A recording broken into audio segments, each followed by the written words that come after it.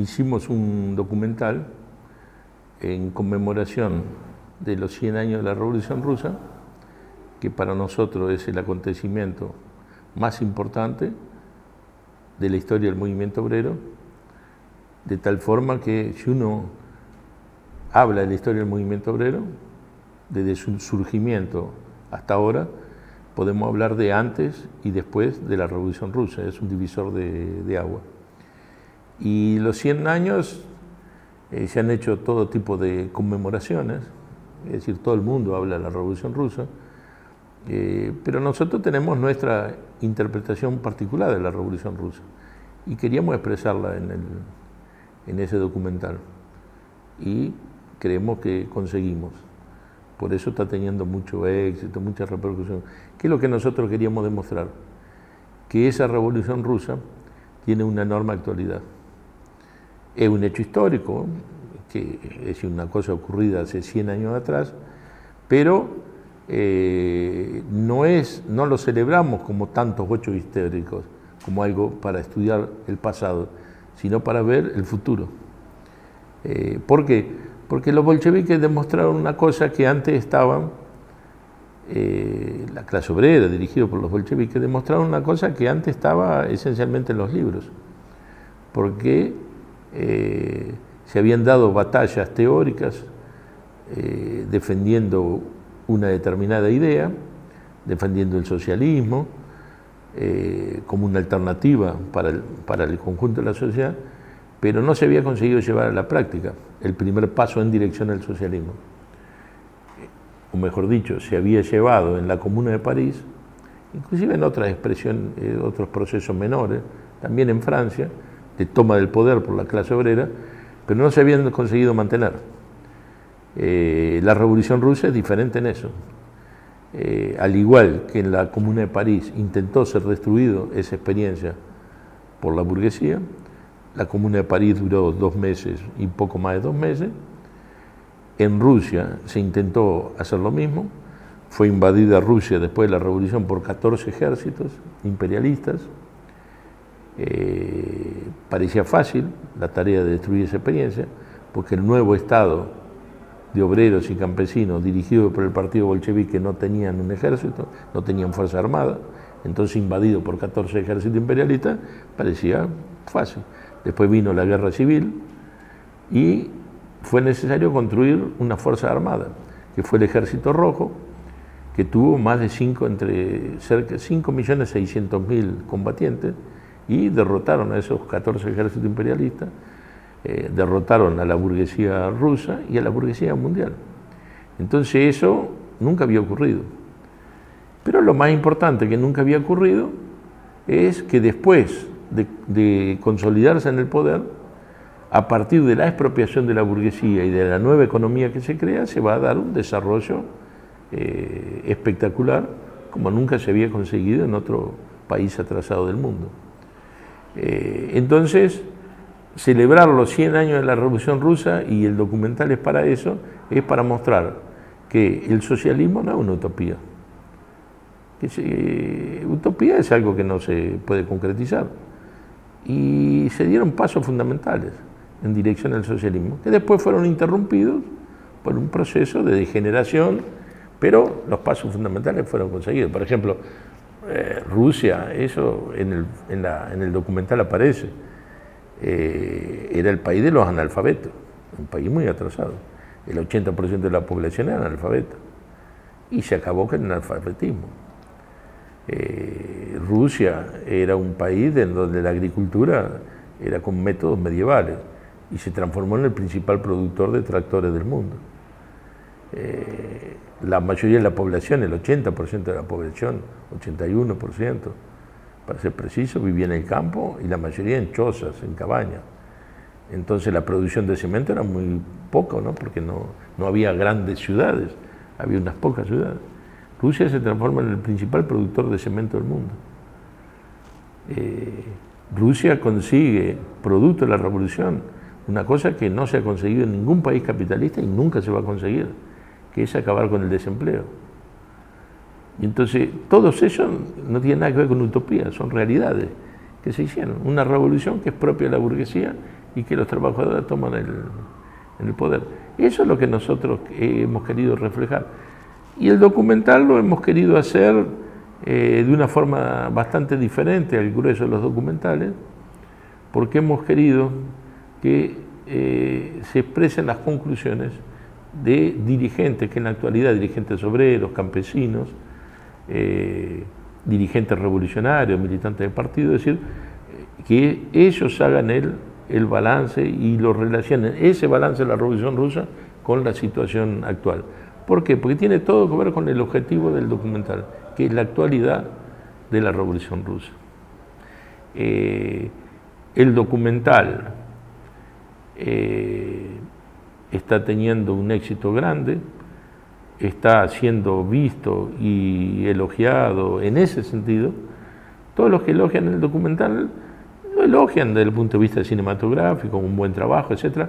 Pero todos hablan de ese aspecto, de la demostración de la actualidad de la Revolución Rusa. No se lo ve como un hecho histórico, como podríamos analizar la Revolución Francesa o la Segunda Guerra Mundial o la Primera Guerra Mundial, para saber qué es lo que pasó, etc.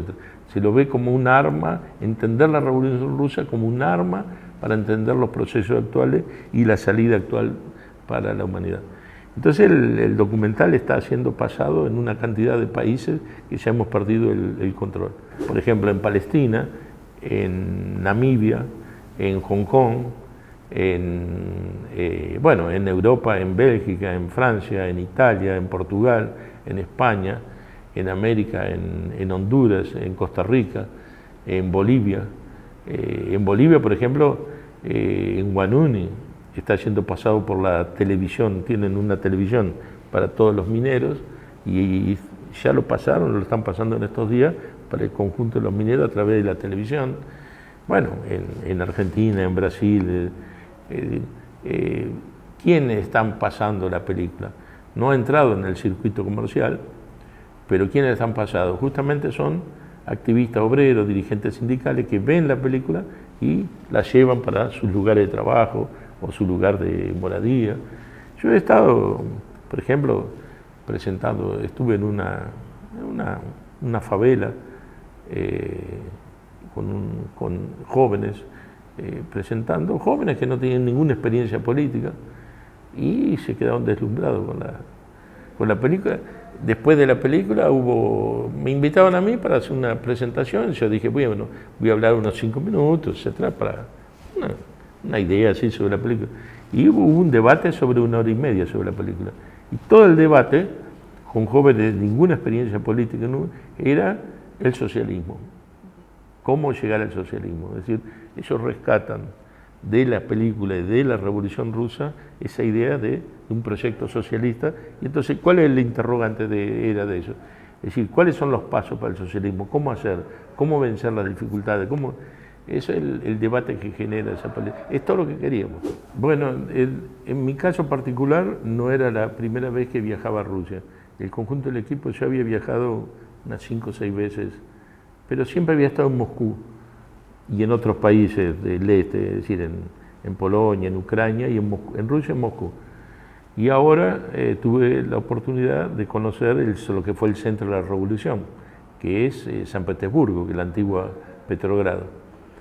Es decir, cosas que encontré ahora y que ya conocía del pasado, que se mantienen, algunas se mantienen aunque van desapareciendo después de la restauración, pero que tienen que ver con la Revolución Rusa. Por ejemplo, el problema cultural. La Revolución Rusa se hizo en un país muy atrasado, económicamente y culturalmente. Esto es una contradicción, porque Rusia tenía un gran desarrollo cultural, pero de una élite. Es decir, hay una tradición rusa muy grande a nivel del teatro, de las artes plásticas, de la música. Por ejemplo, el teatro Bolshoi, el gran teatro, es muy anterior a la revolución, pero era una élite. Hay que tener en cuenta que el 80% de la población era analfabeta, no tenían consumo. Bueno, yo siempre cuento mi experiencia, mi sorpresa, porque yo escribí un libro y hablaba como sorpresa que había muchos teatros en Rusia. porque me habían informado que había 10 teatros al estilo de grandes teatros líricos, como el Teatro Colón o como el Bolshoi, pero no era el Bolshoi, había 10 teatros. Y lo que más me sorprendía es que ahora no es así, pero venía de la revolución, que funcionaban de mañana, de tarde y de noche los teatros. Tenía que ver con el consumo. Estuve con un ruso hace poco tiempo atrás que elogió mi libro, pero me dijo que eso estaba mal, que eso de los 10 teatros estaba mal. Y estaba mal porque dice, había mucho más teatro que eso, no eran 10 teatros. Muchos, le digo, ¿cuántos teatros había? No sé, pero eran mucho más, no tiene nada que ver, no son 10 teatros. Bueno, entonces yo me quedé curioso y me dediqué a investigar, que eran las conquistas de la revolución.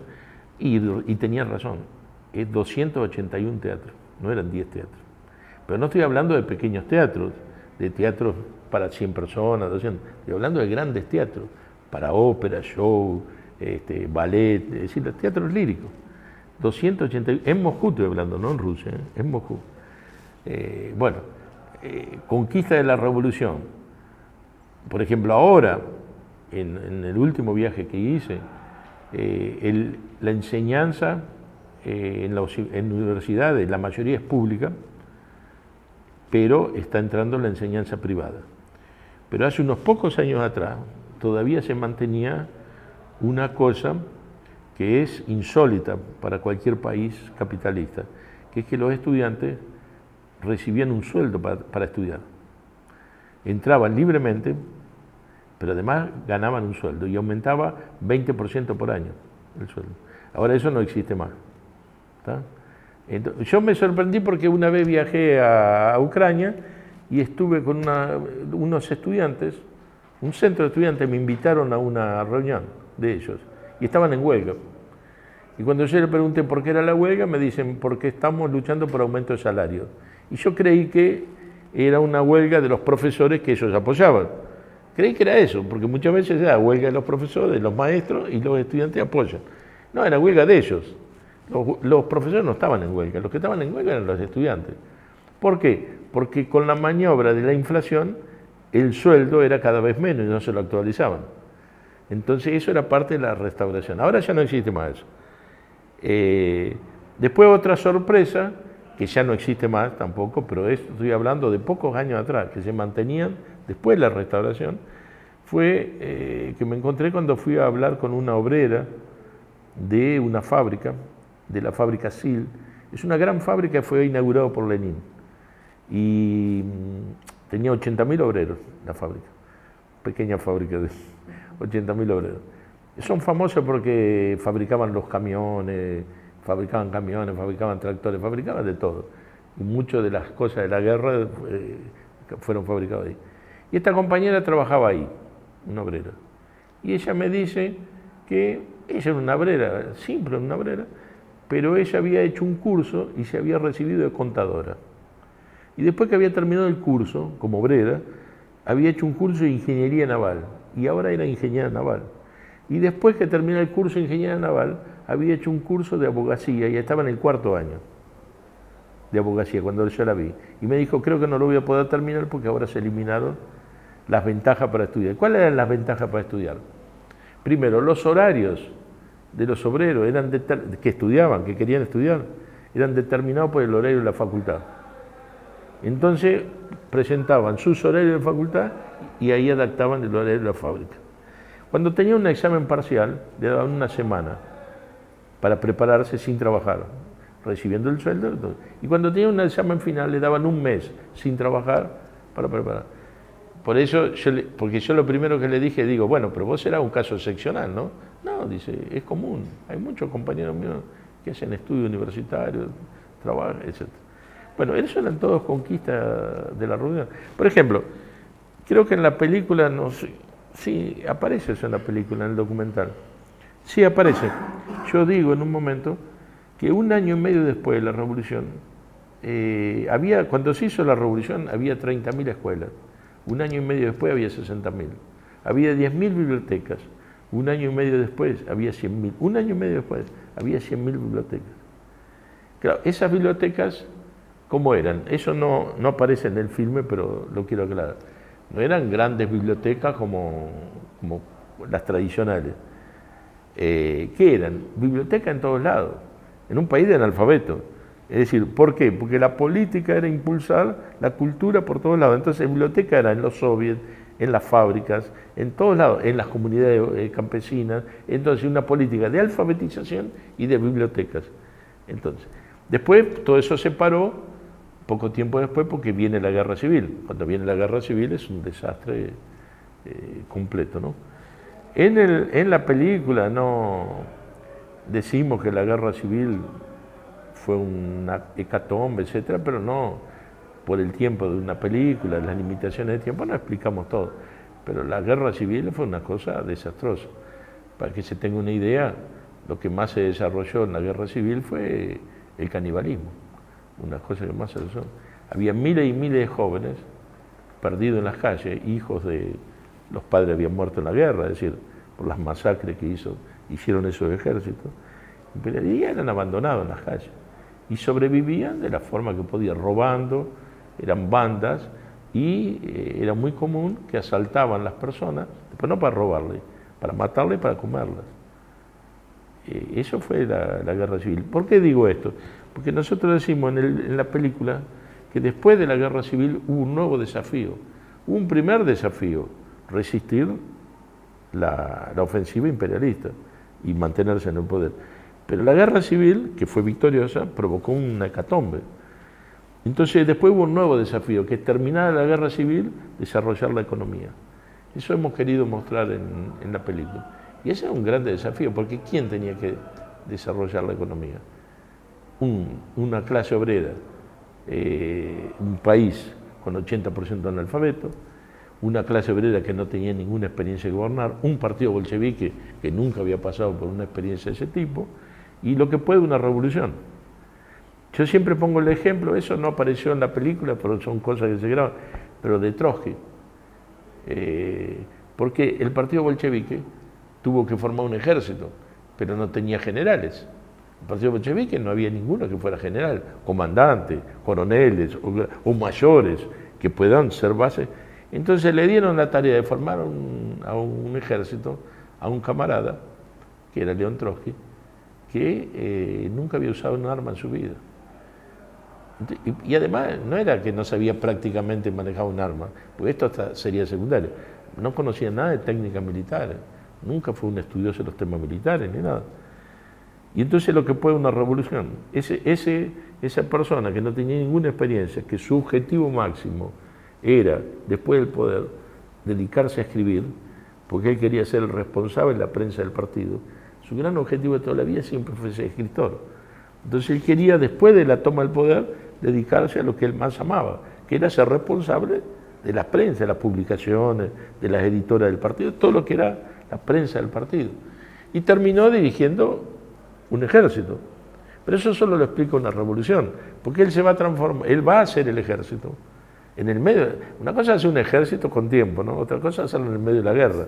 Formó un ejército, lo forma, lo dirige, se transforma en un máximo especialista militar del mundo y gana la guerra. Si uno mira, no había cómo ganar la guerra, imposible. Y gana la guerra. Y una revolución consigue cosas increíbles. Bueno, eso hemos querido reflejar en la política, en la película, disculpe. Si lo logramos o no, no sé, pero eso es lo que queríamos mostrar, que que no tiene nada de utópico, que lo único utópico aquí que existe es la posibilidad del capitalismo dar respuesta a los problemas, porque eso nunca se dio. Nosotros podemos decir, los bolcheviques expropiaron y demostraron con resultados concretos lo que se dio. Lo que el capitalismo nunca consiguió es acabar con el desempleo, acabar con las guerras, acabar con la opresión, acabar con la explotación. La posibilidad de un capitalismo sin explotación no es capitalismo. Un capitalismo sin explotación, sin opresión, sin guerra, etc., eso no existe. Esa que es la utopía. Esa que es la utopía. Entonces es un ataque la película también a no solo a los capitalistas, sino a los reformistas, que los que crean la ilusión que haciendo reformas en el marco del capitalismo el mundo puede dar satisfacción a las necesidades de la humanidad. Hay una parte en el final de la película que yo le doy mucha importancia, que es el diálogo entre Kleber, el obrero de la construcción, y Capps de España, Kleber del Brasil, que hablan sobre la necesidad o no de la revolución. Y ellos llegan a la conclusión, esa es la idea, que toda revolución solo se hace porque responde a una necesidad, si no, no hay revolución. Entonces ellos, ¿qué es lo que dicen? Que fue muy necesaria la revolución en aquella época y por eso se hizo, pero que ahora es más necesaria que en aquella época. Eso es muy importante, porque el mundo está, en aquella época el mundo estaba amenazado, por una parte del mundo, por una guerra. Hoy el mundo, el conjunto de la humanidad está amenazado. Por ejemplo, los ecologistas, que la mayoría de ellos, o casi totalidad, no son revolucionarios, son reformistas, podemos decir, porque buscan el marco del capitalismo. Ellos dicen hay que salvar el planeta. No dicen hay que mejorar, hay que salvar el planeta, la raza humana, todo está cuestionado. Y está cuestionado, claro, la conclusión que hay que sacar está cuestionado porque no es porque el ser humano sea malo, etc. Está cuestionado por un sistema capitalista. Entonces, la revolución, como revolución mundial, se vuelve más necesaria que nunca. Eso es lo que y más actual que nunca. Que podamos hacerla o no, bueno, es la lucha que determina, pero que es una necesidad para evitar la destrucción del mundo.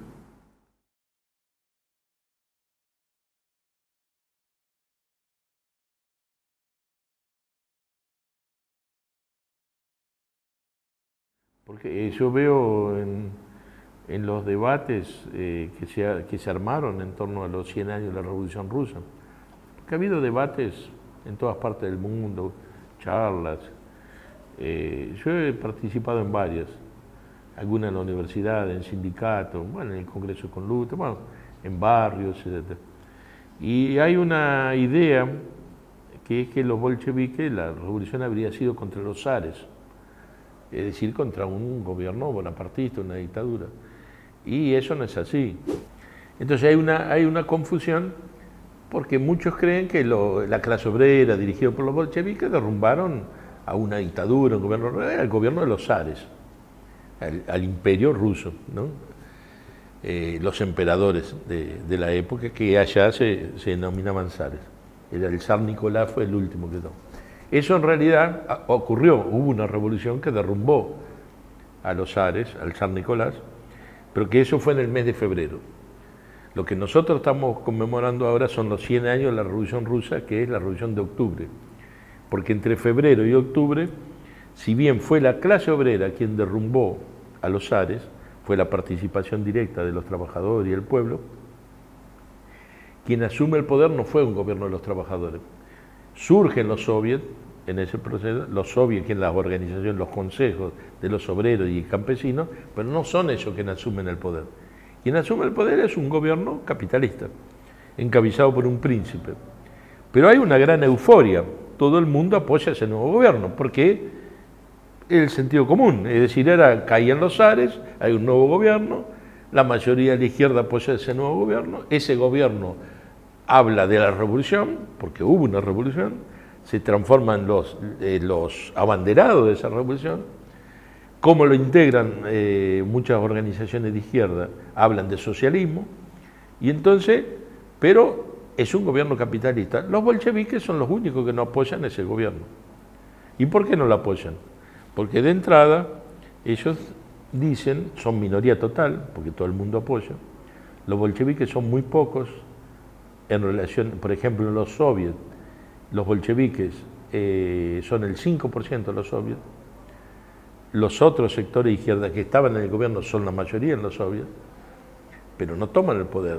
El gobierno es el gobierno capitalista. Entonces los bolcheviques dicen, ese gobierno no puede ser apoyado, ese no es un gobierno de los trabajadores, es un gobierno de los capitalistas. Y la orientación que da Lenin fundamentalmente cuando llega del exterior, en el mes de abril, a través de las tesis de abril que se conoce, es explicar pacientemente que ese no es el gobierno de los trabajadores, es un gobierno de los capitalistas. Y por eso no va a garantizar ninguna de las grandes reivindicaciones. Una de las grandes reivindicaciones era la paz. Eso tiene que ver con la película. Otra reivindicación era la tierra para los campesinos. Y otra era el pan, es decir, los salarios, el consumo para la población. Y dice, este gobierno capitalista no va a garantizar. Y esa es la lucha que empiezan los bolcheviques. Hasta que se llega el mes de octubre, en donde los bolcheviques, en torno a su lucha, van ganando la mayoría de los soviets, y cuando toman el poder, derrumban ¿a quién? Derrumban a ese gobierno integrada por la mayoría de las organizaciones de izquierda reformistas. Es decir, hablaban en nombre de la revolución, hablaban en nombre del socialismo, pero ¿qué es lo que hacía? Administraban los negocios del capitalismo. En ese sentido, es necesario hacer la comparación con muchos gobiernos a posteriori. Porque el estalinismo, cuando se degenera la revolución, va a defender ese tipo de gobierno que los bolcheviques derrumbaron como la salida para todos los países para enfrentar todas las revoluciones. En el año 35 el estalinismo vota la política de los frentes populares. Esos frentes populares, ¿qué eran? ¿Cuál fue el primer gobierno de frente popular? Era justamente el gobierno provisorio que los bolcheviques derrumbaron. Vean que el estalinismo es exactamente lo opuesto. Yo cuando hago charlas explico una cosa, que con las movilizaciones de la década del fin de la década del 80, las revoluciones del Este, se derrumbó el aparato estalinista, pero no se derrumbó, no se acabó con su política, porque esa política de los frentes populares, es decir, de los gobiernos provisorios que los bolcheviques derrumbaron, esa política continúa actual en la mayoría. Por eso hoy la mayoría de las organizaciones de izquierda defienden todos los tipos de gobiernos de frentes populares, que son gobiernos de colaboración de clase, son gobiernos burgueses que hablan en nombre. Por ejemplo, el caso más típico, aunque no es un típico gobierno de Frente Popular, el caso de Chávez. ¿Por qué lo digo? Porque no hay nadie que ha hablado tanto del socialismo como Chávez. Socialismo del siglo XXI, hasta ha dicho que era trotskista. Es decir, ¿pero qué es el gobierno de Chávez? Es un gobierno capitalista como cualquier otro, con sus características, etc. Bueno, y entonces vemos Lula en el Brasil, Dilma, Evo Morales, es decir, bueno, toda esa. Yo hago un chiste en el Congreso de la Conluta, que les gustó a los delegados, cuando yo digo, ese gobierno de Lula junto con Temer, o de Dilma junto con Temer, no se crean que es un invento del PT, no son tan inteligentes para inventar esas cosas. Eso viene del estalinismo, fue votado en un Congreso del 35. Entonces, ese es el proceso, es decir, lo que se da. ¿Quiénes son los grandes derrotados de la Revolución Rusa? Los nobles, que ya habían sido derrotados, sufrieron una nueva derrota. Los capitalistas, nacional y a nivel mundial, porque el capitalismo es un sistema mundial. Tanto se vio que cuando perdieron el poder en Rusia hubo 14 ejércitos imperialistas. Fueron derrotados. Pero los grandes derrotados fueron las organizaciones de izquierda reformistas, porque el gobierno provisorio era solo de organizaciones reformistas. Es decir, esos que hablan en nombre del socialismo, pero que en realidad están ahí para, como decía Lenin, la única función de los reformistas es engañar a los trabajadores. ¿Cómo engaña a los trabajadores? Porque dice, este es nuestro gobierno. Eran solo organizaciones, ahora estamos en el gobierno, ahora los trabajadores estamos en el gobierno. Es lo mismo que decía Lula. Es lo mismo que dice Cristina Kirchner, dice el gobierno de las mayorías. Ellos eran el gobierno de las mayorías, era el gobierno de los humildes, era el gobierno. Es todo mentira. Ellos están ahí para engañar. Y por eso eso que hicieron los bolcheviques tiene una trascendencia muy grande, porque en realidad, si ustedes observan las otras revoluciones, la de Cuba, la de China, Vietnam, etcétera, no derrumbaron a gobiernos de este tipo. Derrumbaron a dictaduras. Entonces, por ejemplo, en Cuba era el gobierno de Batista, no tenía nada que ver con este tipo de gobierno engañoso. Era el gobierno odiado por todo el mundo, etc. Entonces, cuando lo derrumban, hay un sentimiento de amplio apoyo popular, etc. El problema, en ese sentido, era relativamente fácil derrotar al gobierno de Batista. El problema era derrotar a un gobierno de este tipo, que era producto de una revolución, que hablaba en nombre de la revolución, que tenía la mayoría de los soviets, que tenía todas las organizaciones izquierdas mucho más fuertes que los bolcheviques, y que después los bolcheviques consiguen ganar a la clase obrera, hacer comprender. ¿Qué es lo que comprende la clase obrera? No es que comprende todo el programa bolchevique, es que si los soviets no tomaban el poder, no se podía conseguir la paz. Que si los soviets no tomaban el poder, no podían conseguir la tierra. Que si los soviets no tomaban el poder, no podían conseguir el pan. Por eso el problema es paz, pan y tierra. Los bolcheviques son los que dicen solo. ¿Y qué es lo que pasó en la historia? Y después se dio. Todas las conquistas tremendas de ese atraso, de terminar con la guerra, de ganar la tierra, de ganar el pan, de todo eso, se demostró. Y ese fue el camino para el socialismo que se abrió. Bueno, no es casualidad que nosotros hayamos puesto este nombre a la película. Porque esto, el paz, pan y la tierra, era imposible de conseguirse en Rusia si no era a través de la toma del poder. Pero de contenido esto, conseguir el paz como salida mundial, el paz, la pan, la tierra, el fin de las guerras y todo eso, sin una revolución que los obreros tomen el poder, es imposible de conseguir.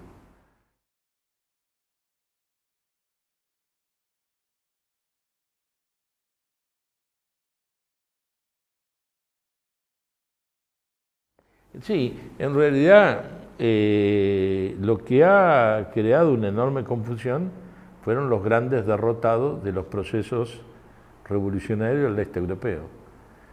Porque ¿de dónde viene la matriz, esa confusión que hay? ¿Cuál es la confusión que hay? Mucha no es confusión, es una confusión consciente, digamos, y otra es confusión de la gente que... Lo que se ha querido confundir es que las masas, instrumentadas por el imperialismo, como es decir, la ideología imperialista, las masas fueron ganadas y las masas acabaron con el Estado obrero, con su movilización, acabaron con las conquistas de octubre, fueron las masas los grandes protagonistas de la contrarrevolución. ¿Cuál es la realidad? La realidad es que cuando, producto de la política de la burocracia soviética y del resto, los países quedan presos del imperialismo por su colaboración, y eso lo lleva a una crisis monumental de todas las economías, eso es lo que pasó, esas burocracias van a encabezar, no las masas, ni el imperialismo, ellas van a encabezar el proceso de restauración. Eso es lo que se dio. Eso es, por otra parte, lo que previó Trotsky. Trotsky, cuando la economía se desarrollaba en forma espectacular, en la década del 30, en el escrito este que estoy hablando, La Revolución Traicionada, y fundamentalmente en el programa de transición, él dice lo siguiente: acá hay dos alternativas. Lo dice en esos años, cuando la economía... Hay dos alternativas. Si la burocracia estalinista continúa al frente del Estado, eso va a la restauración del capitalismo, es la vuelta al capitalismo. La única forma que no se dé eso, si la clase obrera derrota, aplasta y retoma el camino para el socialismo. Esa es la opción que da Trotsky en el año 38. No da una entre varias opciones, dice, esa es la alternativa, esa es la alternativa histórica. Eso es lo que pasó. La clase obrera de los países del este, a pesar de varios intentos, de varios procesos revolucionarios, empezó en Alemania Oriental en el 53, en Hungría en el 56, en Polonia, en Checoslovaquia, después nuevamente en Polonia. Es decir, hubo intentos para derrumbar a la burocracia. Y fueron derrotados esos intentos.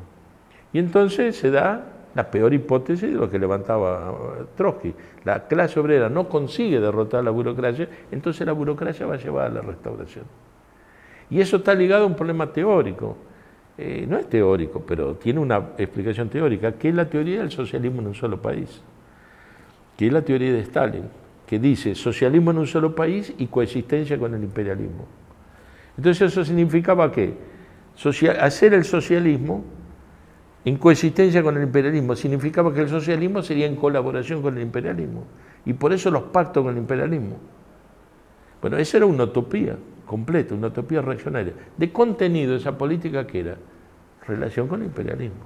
Y eso se expresó en los acuerdos con Hitler, se expresó en los acuerdos posteriores con Estados Unidos, etc., de tal forma que los países, las economías, quedaron cada vez más sometidas al imperialismo, cada vez más dominadas por el imperialismo. Eso va a hacer que lleve una crisis que los dirigentes que encabezan la restauración dicen lo siguiente. Dice, llegó una crisis tal que no tenemos otra alternativa que ir, para salir de esta situación, ir hacia una economía de mercado. Eso está escrito. Hay el que hizo el texto de Gorbachev, el de la perestroika, el ideólogo no era Gorbachev. Primero Gorbachev y todo eso vienen del riñón de la burocracia. Ellos son de la KGB. Él no era de la KGB, pero él es indicado por la KGB. Era un dirigente secundario, indicado por la KGB. Y el otro, que trabaja con él, era uno del Comité Central, que Alexandre, ahora me escribe, Alexandre no me acuerdo el nombre, que le explicó por qué razonaban de la forma que razonaban. Porque dice, en la situación actual, Rusia en poco tiempo se va a convertir en uno de los países más atrasados del tercer mundo, de ser una potencia, y tiene que ver porque estaba preso. Entonces dice, hay que ir rápidamente hacia una economía de mercado. Claro, eso es lo que los estalinistas no pueden reconocer, porque ¿quién restauró el capitalismo? ¿Fue el imperialismo? ¿Invadió? No, no fue. ¿Quién fueron las masas? No, no fue. No hubo ninguna movilización de masa. La restauración se empieza mucho antes de la movilización de masa. Las movilizaciones de masa se dan después, cuando ya se habían acabado con los pilares básicos de la economía. Es posterior. Eso es el que las personas no reconocen. Pero eso no se precisa mucho ingenio, basta ver la fecha histórica. Entonces, ¿qué es lo que se va a dar? Lo que se va a dar es que la burocracia, tal como lo previó Trotsky, encabeza la restauración. Acá hay un problema. Esa confusión se puede crear en países en donde estuvo la revolución del Este, ¿no es cierto? Pero ¿cómo se explica Cuba, que no hubo ninguna revolución? ¿Cómo se explica China, en donde la revolución fue derrotada? ¿O China es un país socialista? Bueno, hay muchos estalinistas que dicen que China es un país socialista. Bueno, ¿y quién restauró el capitalismo en China? Para ser preciso, el proceso de restauración capitalista no empieza en Rusia. El proceso de restauración capitalista empieza en Yugoslavia, en la década del 60. Y no producto de ninguna movilización, producto de la acción de la burocracia. Se continúa en China, en el 78. No hay ninguna movilización de masa que llevan a la burocracia. En China se vota una política en el Comité Central que son las 4 modernizaciones. Las 4 modernizaciones son las que inspiran después a la perestroika. Son inspiradas en la perestroika. Y este autor dice que se inspiraron en eso. ¿Y qué es las 4 modernizaciones? Empezar el proceso de desmonte del viejo Estado operario en acuerdo directo con el imperialismo. China en acuerdo directo con el imperialismo americano.